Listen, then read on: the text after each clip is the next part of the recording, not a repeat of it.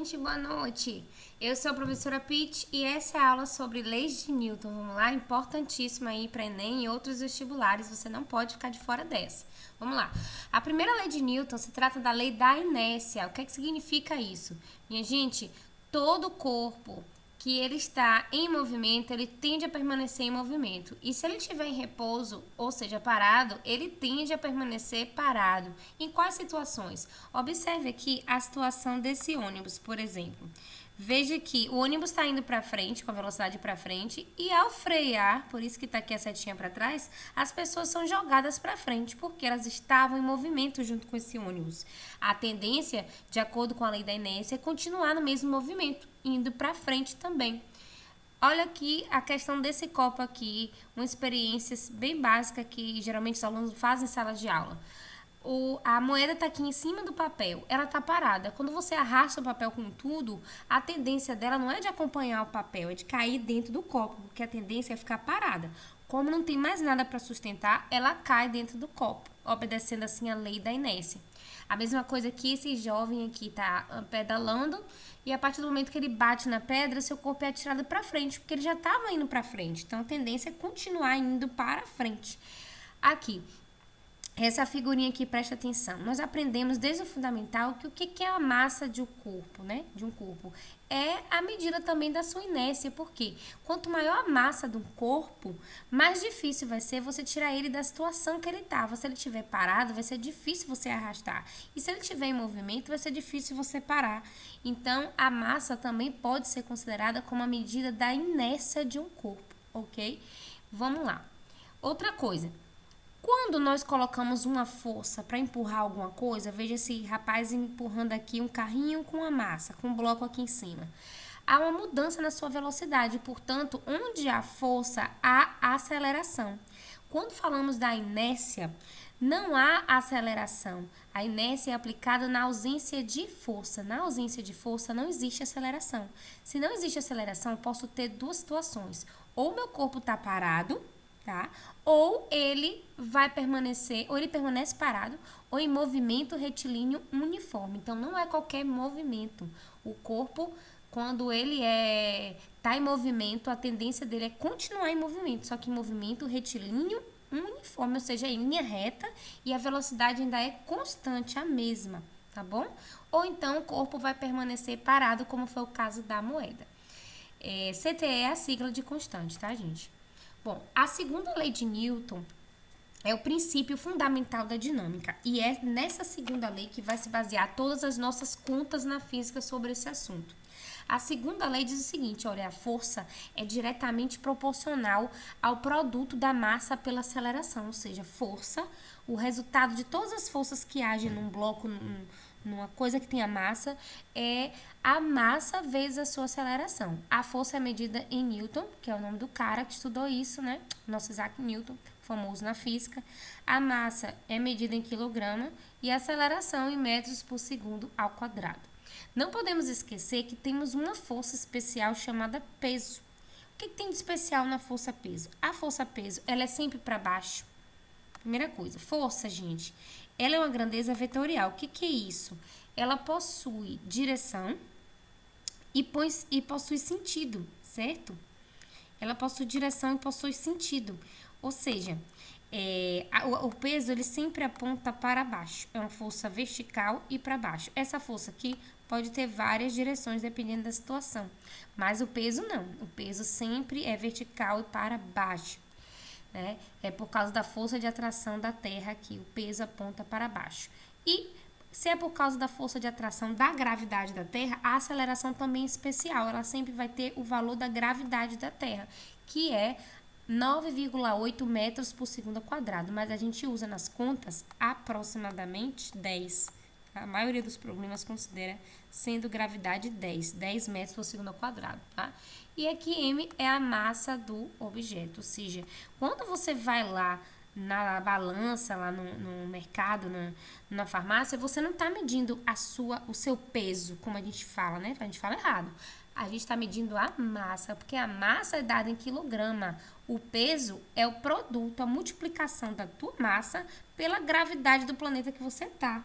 A massa não pode ser alterada, mas o peso sim. Na Lua a gente fica mais leve porque a gravidade da Lua é menor.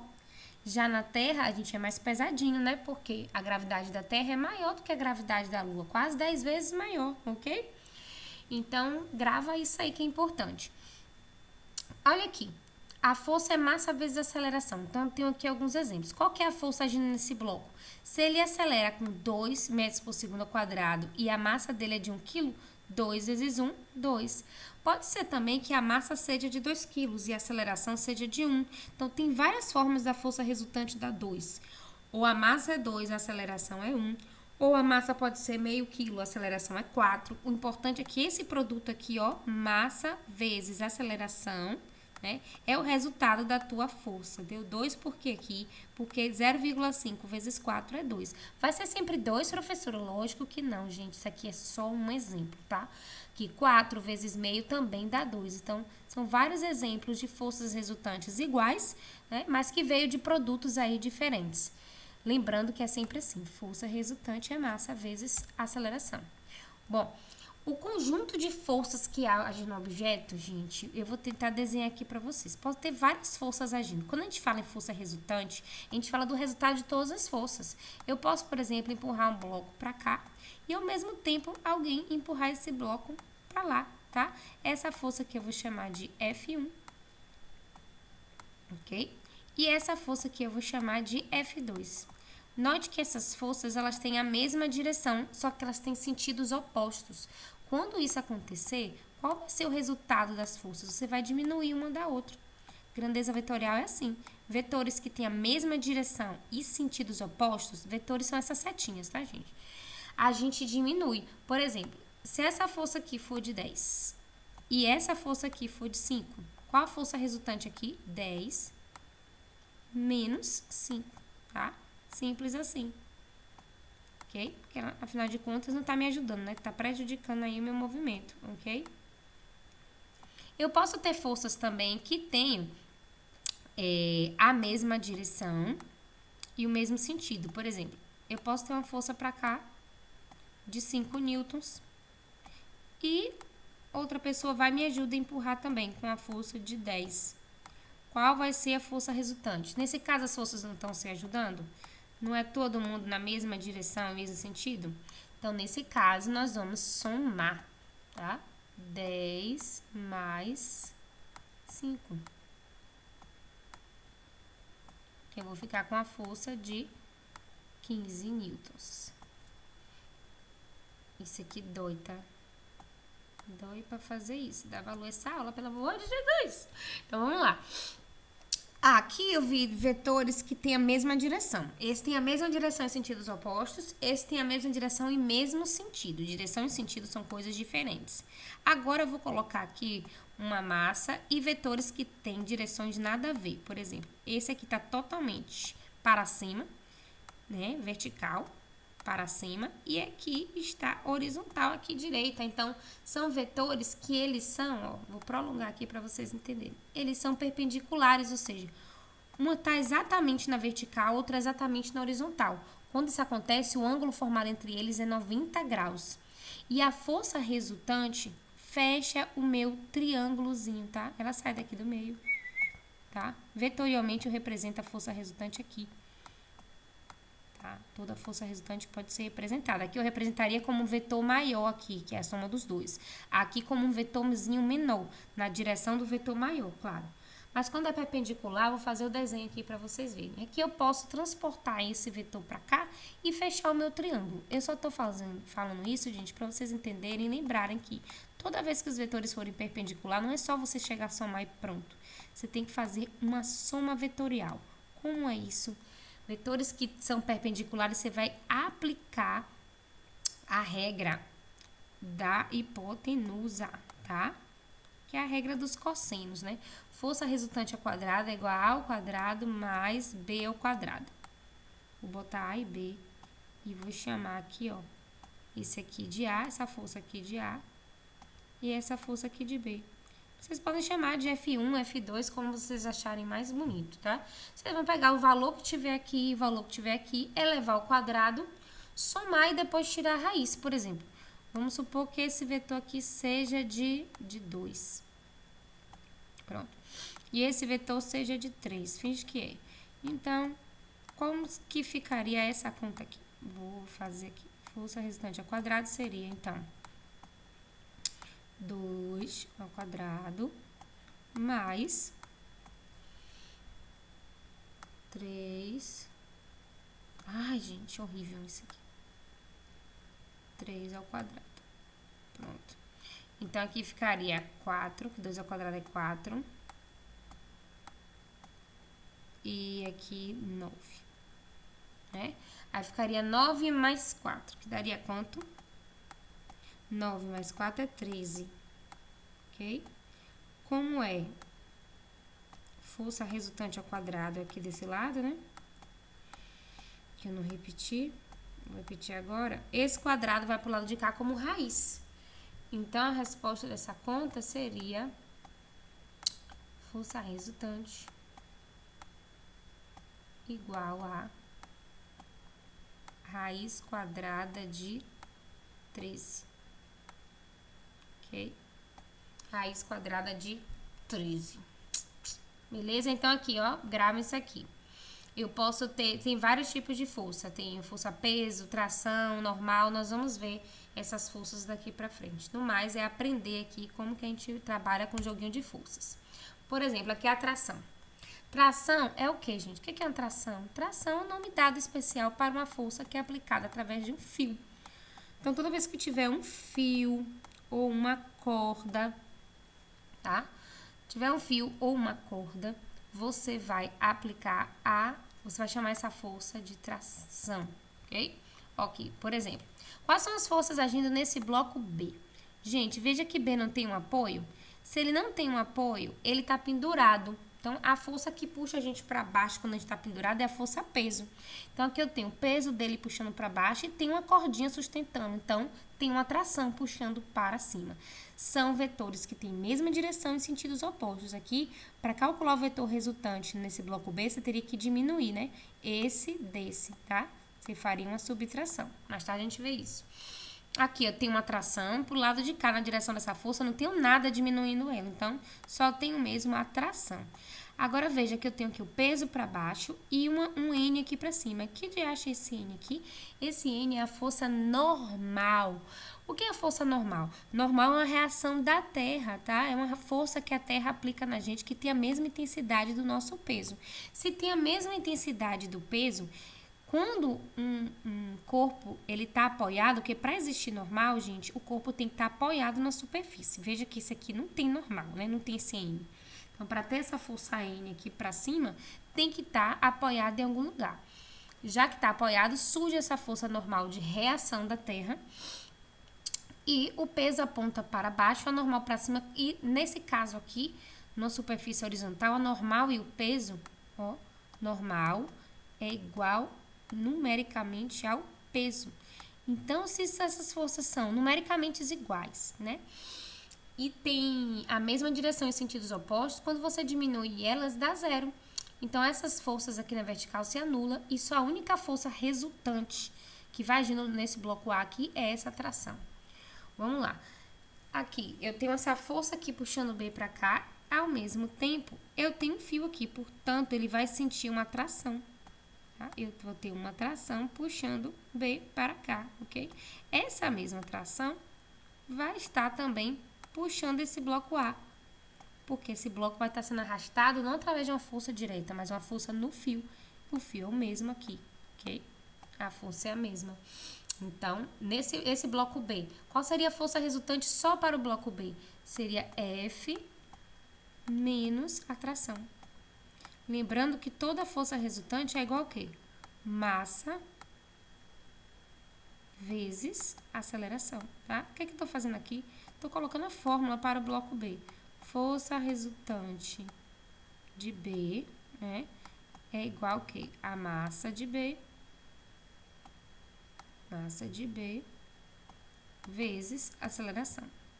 Quem são as forças resultantes Quem são as forças resultantes agindo só no bloco B? Essa força F menos a tração, tá?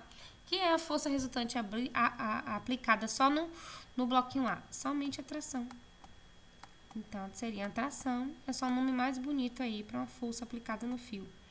Massa de ar vezes aceleração. Ah, como é que isso implica aí nas contas? Já já a gente vai ver, tá? Segura aí esse conhecimento. Ok. Aqui eu tenho 2 blocos pendurados. Se eu tenho 2 blocos pendurados, logicamente que eu vou ter uma força aqui puxando ali para baixo. É só você imaginar a situação, né? Você sente logo o peso de uma coisa que você tá com ele na mão pendurado. Então, aqui eu tenho um peso de A. Para baixo também eu tenho peso de... Aqui o peso de B, aqui o peso de A. Pronto. Isso aqui vai descer no sentido do bloquinho que for mais pesado, né? Obviamente. Então, veja, aqui eu tenho uma polia, né? Segurando aqui, presa por esse fio. E aqui eu tenho esses bloquinhos presos pelo fio. Então, eu tenho uma tração aqui, tá? Puxando esse bloquinho pra cima, que não tá deixando ele cair.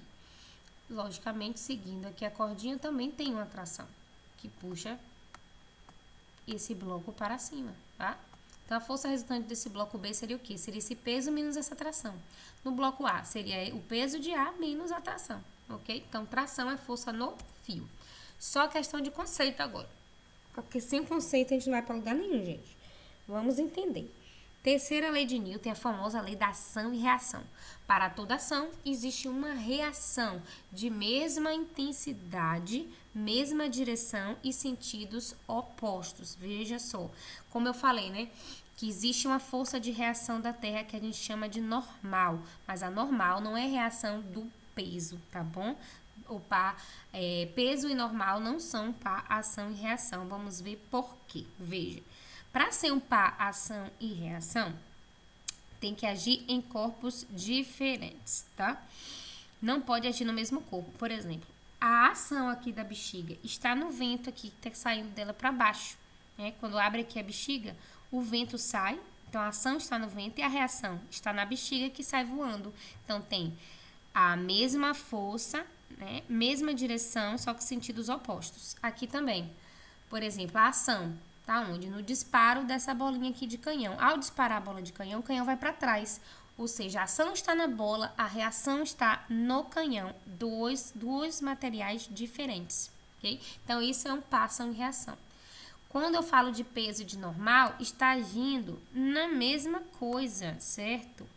Um par ação e reação nunca se anula. Não pode dar zero, porque agem em corpos diferentes.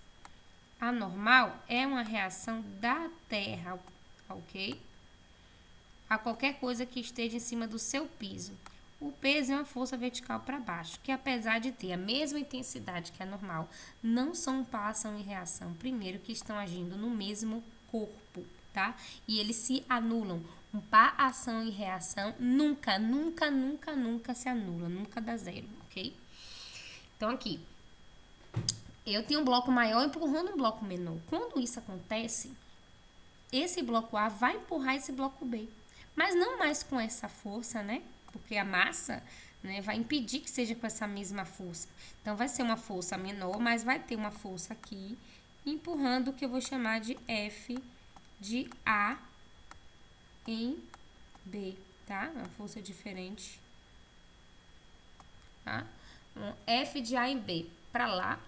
E, como reação, surge uma força também, que apesar de B ser empurrado, porque essa força aqui é maior, que está empurrando os dois, B também vai reagir quando ele sentir essa força de A em B. Então, eu chamo essa força aqui de F de B em A, tá?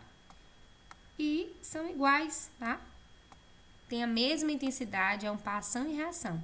Tem a mesma intensidade, mesma direção, sentidos opostos, mas não se anulam. Por quê? Porque A está aplicando uma força em B, depois B que aplica uma força em A, em corpos diferentes, não se anulam. Normal. Então, vamos lá. Normal é a força de reação da Terra, que eu acabei já me adiantando, né? Ok. E a normal... ela surge para qualquer coisa que esteja numa superfície. Então, aqui para baixo eu tenho a minha força peso. para cima, eu tenho uma força chamada normal. Não esqueçam. Para superfícies na horizontal, gente, isso vale só para coisas que estão na horizontal normal, sempre igual ao peso, certo? Se normal igual ao peso estão assim, eles vão se anular e a força resultante na vertical vai ser sempre igual a zero para eles dois. Tá? Posso ter uma força para lá ou para cá, mas na vertical a resultante dá zero quando estiver na horizontal. Bom, vamos lá, pense numa coisa. Ó, por que a normal é importante? Por causa da força de atrito. A força de atrito também é uma força especial, é uma força que proporciona o nosso movimento e também está dentro de um par ação e reação. Então, a ação é você empurrar o chão para trás, a reação é você ir para frente. É por causa do atrito que a gente consegue se movimentar. Se não fosse a força de atrito, gente, se o chão fosse perfeitamente liso, você ia ficar tentando aqui sair do lugar e você não ia conseguir, sempre escorregando, tá? Então, eu tenho dois tipos de atrito. Eu posso ter um atrito estático, tá? E eu posso ter um atrito cinético. Sendo que o estático pode ser uma coisa que está parada, em repouso, ou seja, eu estou aplicando uma força aqui para tirar minha mesa do lugar, sei lá, mas eu ainda não consegui tirar ela do lugar, ela não está se movendo. Então, esse atrito, ele é estático. É um atrito que não me permitiu ainda eu mover a mesa do lugar, tá? Não tenho fórmula para isso, simplesmente não consigo sair do lugar. Não tem aceleração, não tem velocidade, força resultante é zero, tá? Bom, e eu posso ter um atrito estático na iminência do movimento, tá? Ou seja, eu posso ter um atrito estático com um atrito estático que ainda não está permitindo o meu movimento, mas ele está na iminência de se mover, está muito pertinho de se mover, certo? Então, a força de atrito, toda a força resultante é massa vezes aceleração, né? A força de atrito é a normal, essa força aqui, tá? É a normal. Depende da normal, porque depende do contato com a superfície. A normal não é a força que surge devido ao contato com a superfície? Então, a força de atrito é normal vezes o coeficiente de atrito. Ah, como eu faço para saber o valor da normal? Normal não é igual ao peso, cabeção? Então, toda vez que estiver na horizontal, normal é igual ao peso, que é igual ao quê? Como é que eu calculo o peso? Massa vezes gravidade. Então, o seguinte é esse. A questão pode te dar dois coeficientes de atrito. Esse mizinho aqui grego, tá vendo? É uma letra grega. Pode te dar um coeficiente de atrito estático, vai vir escrito aqui este, ou pode te dar cinético. Outra força que vale a pena a gente falar, que cai bastante nos vestibulares, principalmente FUVEST, Unicamp, quem for fazer as provas aí militares, cai bastante isso aqui, tá, gente? E o Enem também tá cada vez, né, mais punk, a prova de física, vamos dizer assim. Então, preste atenção na força elástica. É uma força que surge toda vez que tem uma mola no elástico, tá bom? A força elástica obedece à lei de Hooke. Lei de Hooke, que é o seguinte, toda força aplicada no elástico, ela tende a sentir uma resistência para que esse elástico, essa mola, volte para a posição original. Por exemplo, aqui está a posição original. Eu pego o meu bloco e arrasto ele uma distância X. Vai surgir aqui uma força elástica tentando trazer sempre esse bloquinho de volta. Então, é sempre uma força negativa. É uma força de resistência, ok? Mesmo quando você aperta a mola para cá, sempre a mola vai fazer uma resistência. Vai ter uma força aqui na direção contrária do teu bloco, se você pegar o bloco e empurrar aqui, né, para cá. Então, se está empurrando para cá, a mola vai estar jogando para cá. Por isso que você vai ver muito escrita assim na forma negativa, porque é sempre uma força de resistência, tá? Então, a força elástica é igual a K vezes X, porque depende de duas coisas. Depende do tanto que você esticar a sua mola, que é esse X, é a distância. Você vai usar sempre metros, tá? Que você empurra a tua mola. E esse K depende da constante da mola, né? Claro, tem mola que é feita de plástico, outras que são feitas de aço. Então, depende do material da mola, tá? Essa constante K. Então, força resultante aqui, força elástica. Força resultante não, perdão, gente. Força elástica, tá? Força resultante é o resultado de todas as forças. Nesse caso, só estamos estudando aqui a elástica. A força elástica é menos kx. Vamos resolver a questão, ótimo, vamos para a questão. Significa que estamos na parte mais interessante da aula. Gente, essas questões foram tiradas de provas aí de sargento, tá? Provas antigas aí para quem quer entrar aí na aeronáutica. Isso é bom pra gente treinar e ver como é que cai as leis de Newton nisso aí. Veja, ó, parecido com o desenho que eu fiz, essas duas forças são perpendiculares. Você já sabe que vai aplicar Pitágoras na hora que você olhar para um negócio desse, gente. Nem li a questão, já sei que eu vou fazer isso. Forças perpendicular, para eu calcular a força resultante, já vou jogar a fórmula aqui. Qualquer dúvida, volta lá na aula. F, força resultante ao quadrado, é igual, né? É a F1 ao quadrado mais F2 ao quadrado. Então, vamos ver quem é F1 e F2. Sobre a superfície plana e horizontal e sem atrito, observe isso, sem atrito, nos livramos de calcular a força de atrito. Encontra-se apoiado um corpo de massa 2 kg. Então, esse corpo aqui tem 2 kg de massa. Tá? Pronto. Nós temos 2 kg aqui de massa. Sujeita a ação das forças F1 e F2, paralelas a ela. Cadê? Paralelas a ela. Ponto. As intensidades de F1 e F2 são, respectivamente, 8 e 6 newtons. Então, uma é 8, essa aqui é 8 e essa aqui é 6. Como é que a gente aplica logo isso aqui? Vai ficar 8 ao quadrado. Mais 6 ao quadrado. Então, vamos às continhas, né? Então, vamos lá. Quanto é que é 8 ao quadrado? 64. Aqui vai ficar 64.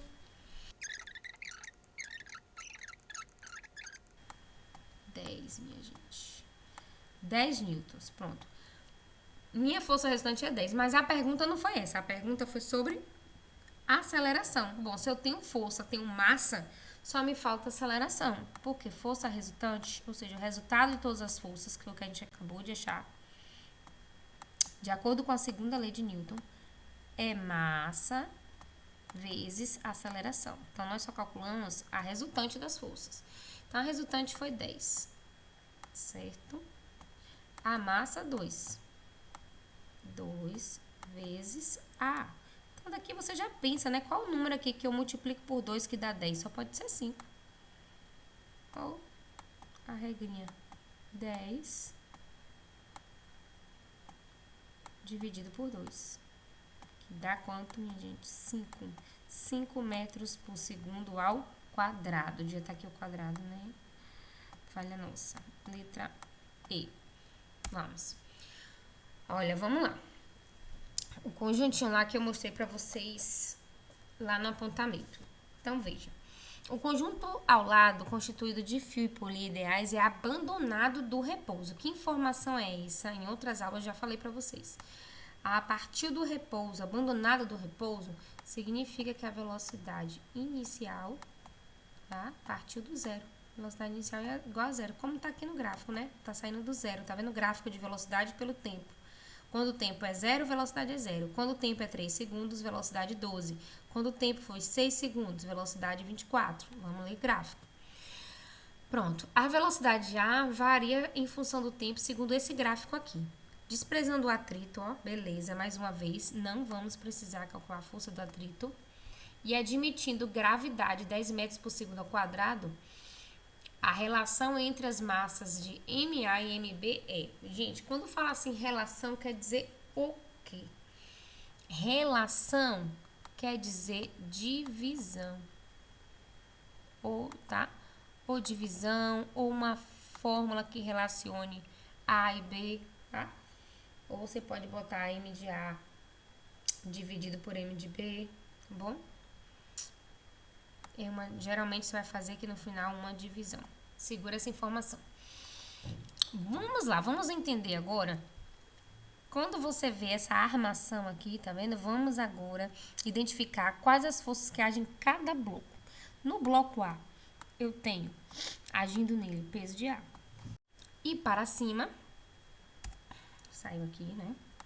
Para cima, uma força no fio, que eu vou chamar de tração, tá? Pronto. E no bloco B, ele está sendo esticado com essa tração. Se não tem atrito, significa que não tem nenhuma força que puxe ele para o lado de lá. Então, aqui no bloco B só tem essa tração. Então, veja, vamos lá, vou botar aqui, ó, para o bloco A. Se eu tenho dois blocos, gente, eu tenho que somar as forças que agem neles. Primeiro, vamos ver qual é a força resultante. Gente, sempre parte dessa fórmula aqui, ó. Força resultante, o resultado das forças que agem no corpo é igual a massa vezes aceleração. A segunda lei de Newton é base para tudo. Eu vou aplicar essa fórmula aqui. Quem é a força resultante para o bloco A? Então, eu tenho duas forças aqui no bloco A, sendo que elas têm a mesma direção em sentidos opostos. Então, vai ser o peso de A menos a tração. Okay? Isso é igual a massa de A vezes a aceleração. Eles estão sobre a mesma aceleração, tá? Porque estão juntinhos, ligados pelo mesmo fio, vão cair com a mesma aceleração aqui. Para o bloco B. No bloco B eu tenho apenas a tração. Então, a força do bloco B é a tração, que é igual a massa de B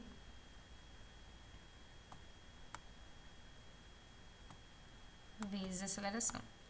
Gente, no bloco B eu também posso estar agindo no bloco B o peso dele para baixo, né? Tem o peso de B para baixo, só que ele é cancelado pela normal, que tem a mesma intensidade em sentidos opostos, tá? Então, as forças verticais neles aqui, nesse bloco B é zero, eu só vou ficar com a tração. Por isso que eu só coloquei aqui tração. Bom, agora eu tenho que fazer o quê? Toda vez que eu tenho dois ou mais bloquinhos juntos, assim, ligados por um fio, ou caminhando juntos com a mesma aceleração, eu tenho que somar o que está acontecendo com eles, tá? Então, veja, vamos lá. Vamos colocar em evidência aqui o que é igual e vamos somar. O peso de A, tem algum outro peso de A para somar? Não. Então, eu vou repetir ele. Peso de A, tá? Ó, menos T com mais T. Veja uma tração negativa aqui, ok? Que aqui tá para cima. Aqui eu tenho menos T e aqui é mais T, uma tração positiva. Então, menos com mais, né? Como se tivesse menos 1 com mais 1 dá zero. Porque a tração é a mesma, né? Vou considerar aqui que elas são iguais e têm sentidos opostos. Então, a gente cancela as trações. Então, só sobrou aqui o peso de A. Bom, aqui eu vou somar massa de A. A aceleração não é a mesma? Então, vou colocar em evidência. Massa de A mais massa de B. Tudo isso vezes a aceleração, que a aceleração é a mesma do conjunto. Então, aqui é a massa total vezes A. Bom, tem muitas questões que vai te pedir, por exemplo, a aceleração desse sistema aqui. É só você ter as massas, a gravidade, né? Que você calcula aí a aceleração numa boa, ok? Mas não é o nosso objetivo, é achar uma relação de A e B. Então, vamos destrinchar o peso. Vamos tirar esse P daqui e fazer aparecer uma outra massa. Quem é o peso de A? O peso de qualquer coisa é massa, lembra? Só que como é de A, é massa vezes gravidade, que é a aceleração da gravidade. Tá? Então, vai ficar assim. Massa de A. Ok. Massa de A mais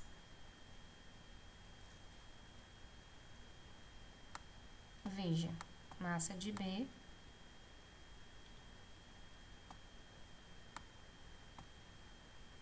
tudo isso vezes uma aceleração. Ah, mas vai ficar aqui muita letra, vai.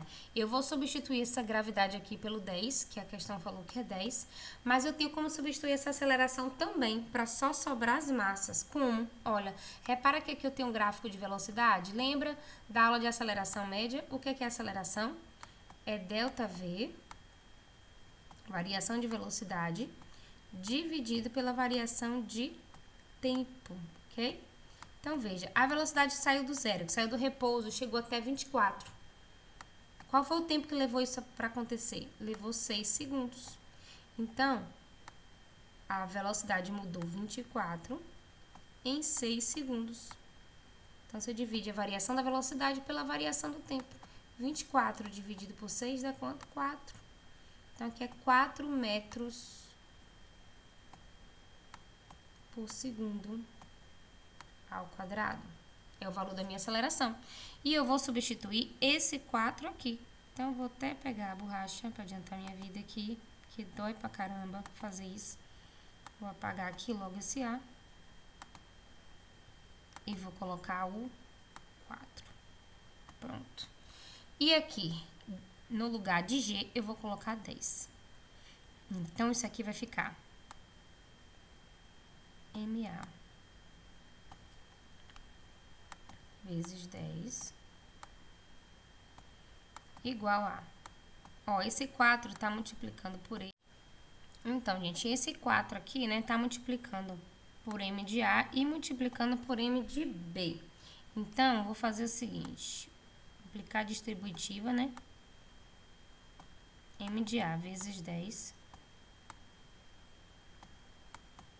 é igual a 4M de A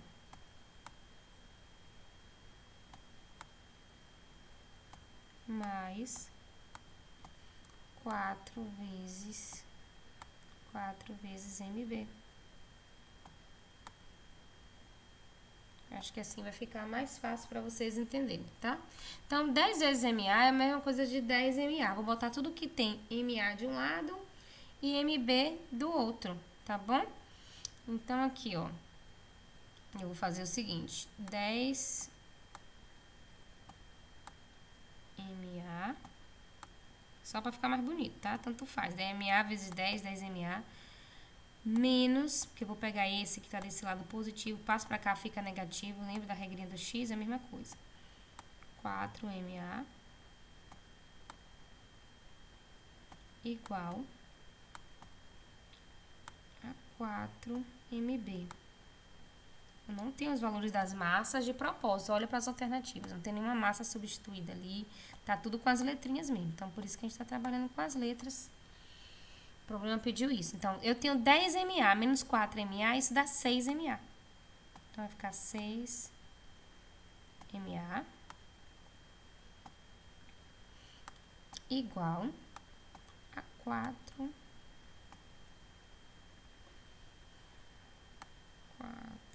MB. Ok? Então, aqui, ó. Se eu quiser isolar, eu posso isolar tanto MA como MB. Mas como eu olho para as alternativas aqui, ó. Não tem como dar meio, certo? Não tem como, porque 4 dividido por 6 não dá meio. E nem 6 dividido por 4. Perdão, 6 dividido por 4, eu sei que dá 1,5. Ok? Então, eu tenho que achar uma maneira desse 6 ficar dividido por 4. Então, eu vou pegar o 4 que tá multiplicando e passar pra cá dividindo. Pronto. Você pode isolar primeiro o MA. Não achou a resposta? Isola depois MB. E aí você acha, tá? Então, isso vai dar o seguinte, que MB é igual. O 4 tá multiplicando, passo pra cá dividindo. Vai ser 6 dividido por 4 MA. MA. Tá? Você pode simplificar, a conta fazer 6 dividido por 4, ou você pode simplificar 6 divide por 2, que dá 3, 4 divide por 2, que dá 2. Então, 3 dividido por 2 dá quanto? Quanto que é metade? M de B é igual a 1,5 M de A. Isso é bastante exercício, tá, gente? Ó. Nem sempre você vai só substituir e achar numerozinhos, tá? Então, que letra é isso aqui? M de B igual a 1,5 M de A, letra A. Beleza? Vamos lá. Próxima questão. Um ponto material está sujeito simultaneamente à ação de duas forças perpendiculares de intensidade F1, olha que beleza, e F2, conforme mostrado na figura a seguir. O ângulo θ, não é zero não, é θ aqui, tá? Que é isso aqui, essa letrinha grega, tem valor de 30 graus. Então, θ aqui é um ângulo de 30 graus. Okay? E a força F1 tem intensidade de 7. Então, aqui esse vetorzinho vale 7. Portanto, a força resultante tem intensidade em newtons igual a... Bom, Eu quero saber o valor da força resultante. Gente, se eu soubesse o valor desse vetor, já estava pronto, né? Aplicava a minha formulazinha, ó, da hipotenusa, né? Força resultante ao quadrado é igual a F1 ao quadrado mais F2 ao quadrado. E aplicar a formulinha que nós já fizemos antes. Só que eu não sei quem é F2. Então, primeiro eu tenho que descobrir quem é F2 para aplicar aqui e achar minha força resultante.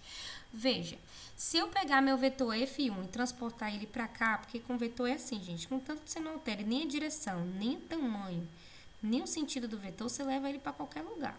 Então, eu posso escrever ele aqui, na frente desse ângulo. Escrevendo ele aqui, veja que eu não fechei um triângulo retângulo aqui.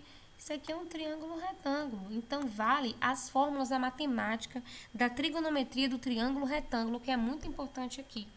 Se eu quero saber esse valor aqui, né, quer dizer, eu tenho esse valor, né, que é 7, perdão, e eu não tenho esse aqui. Vou chamar de x, tá? Que eu não tenho o valor do meu F2. Então, eu tenho um ângulo e preciso saber esse valor aqui. Qual é a fórmula trigonométrica que eu vou usar? Isso aqui é um cateto oposto do meu triângulo, aqui é o cateto adjacente. Portanto, quando se fala em cateto oposto e cateto adjacente, eu não tenho a hipotenusa do meu triângulo, nós vamos usar a tangente. A tangente de um ângulo é coca. Tangente de 30 graus é coca. Que diacho é coca, professor? Coca, gente, significa cateto oposto sobre o cateto adjacente, coca, tá? Quem é a tangente de 30 graus? A tangente de 30 graus é raiz de 3 sobre 3. Tem que saber ângulos notáveis, tá? Aquela formulazinha 1, 2, 3, 3, 2, 1, 2 debaixo de todos, raiz onde não tem 1. Cateto oposto é 7. E o cateto adjacente é o que eu quero saber, chamei de x, ok? Aí, como é que eu vou fazer isso aqui, ó? Multiplicando cruzado. 3 vezes 7, 21, né? E aqui eu troco, x tá dividindo, passa pra cá multiplicando. Essa raiz de 3 ficar multiplicando pelo x, eu desço dividindo. Então, na multiplicação cruzada, vai dar isso aqui, ó. Façam devagarzinho no caderno. Vai dar 21. Deixando o x sozinho, dividido pela raiz de 3. Toda vez que der raiz no denominador, todas as vezes, nem pergunta, cara, vai logo racionalizar. Tirar essa raiz aí de baixo, é multiplicar em cima e embaixo pela raiz que tiver aí. É isso aí, não chora não. Então, isso aqui dá 21 raiz de 3. 21 raiz de 3. Raiz de 3 vezes raiz de 3 é raiz de 9. Raiz de 9 é 3. E 21 dividido por 3, voltamos ao 7. Vou botar aqui em cima. Então, isso aqui dá 7 raiz de 3, tá? Newtons. É o valor dessa força aqui. Então, essa força aqui agora é 7 raiz de 3. Vamos aplicar na fórmula, né? Então, trazendo aqui para essa fórmula aqui agora, quem é que é a minha força resultante ao quadrado? Ixi, anotei tudo aqui.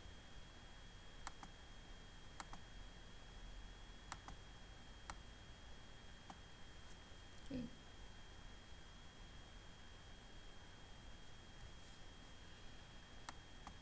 Força resultante ao quadrado é igual a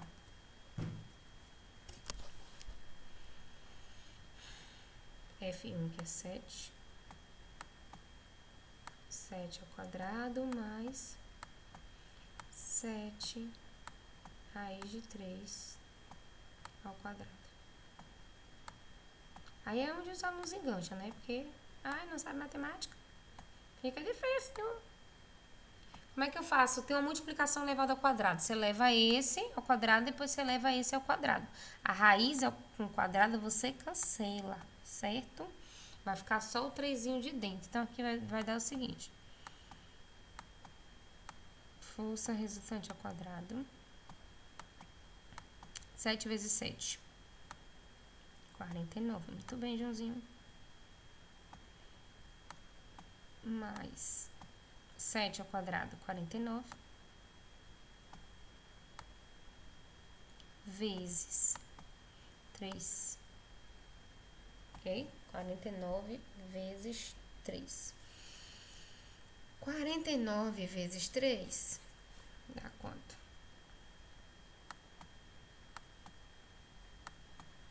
9 vezes 3 dá 147. Então, aqui vai ser 49 mais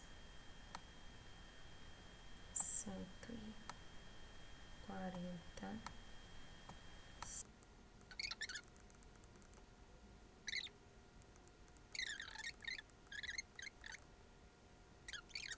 É mais que 144. Vai fazendo 13 vezes 13. 14 vezes 14, você chega lá, tá? Então, 14 newtons. Escreve aí a tua resposta. Beleza? Questão do Enem 2017.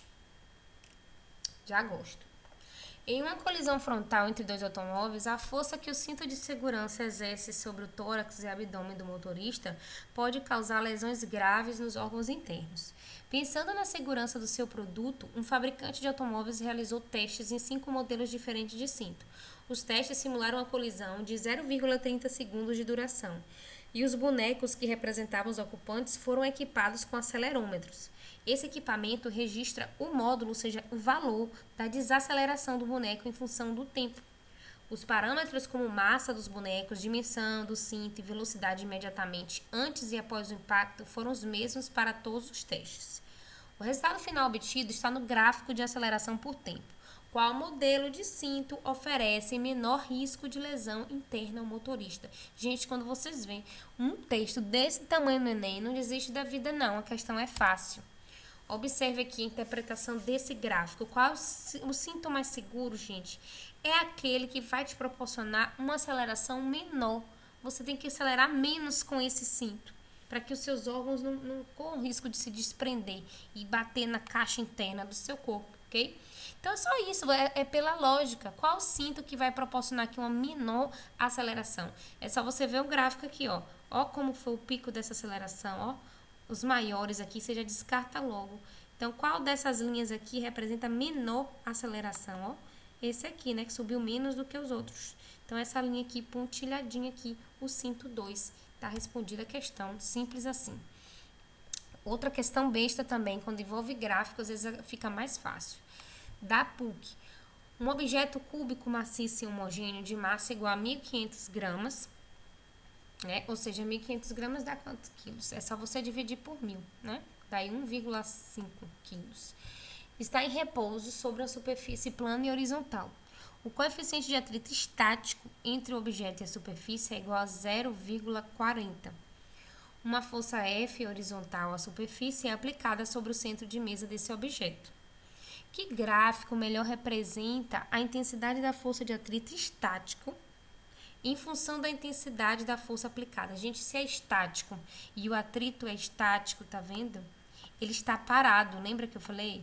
Se fosse cinético, estaria em movimento, mas aqui está parado, porque o atrito é estático. Significa que a força resultante que age é zero, né? Porque se a velocidade é zero, a aceleração é zero, força resultante é zero para alguma coisa que está parado. O que significa? Que não tem força agindo? Não, mas que o resultado das forças é zero, ou seja, a força puxa para um lado, a força de atrito para o outro. Então, essas forças são iguais, ok? Então, a força é igual à força de atrito em todo momento. Então, a força tem que ser igual à força de atrito em todo momento. Qual o gráfico que representa isso? Só vamos para a letra A, ó. Quando essa força aqui, por exemplo, tá... Vamos pegar um ponto aqui. Quando a força aqui é 4, tá vendo? A força de atrito é 2, já é diferente. Isso aqui nem se fala, né? Não tem nem lógica essa linha reta aqui. Ok? Aqui, por exemplo, pega um ponto aqui. Força de atrito, força 6, né? Tá ligado com a força de atrito 1, diferente. Agora aqui, ó, quando a força é 1, força de atrito é 1. Quando a força é 2, força de atrito, 2. Quando a força é 3, força de atrito, 3. E assim sucessivamente, ó, tem nem o que pensar. Letra C, ok? As forças são iguais. Ou seja, a mesma direção, sentidos opostos, porque se eu somar as duas, vai dar 0, porque está parado, tá? Ok. Fim da aula. Eu espero que vocês tenham gostado. Beijo, até a próxima.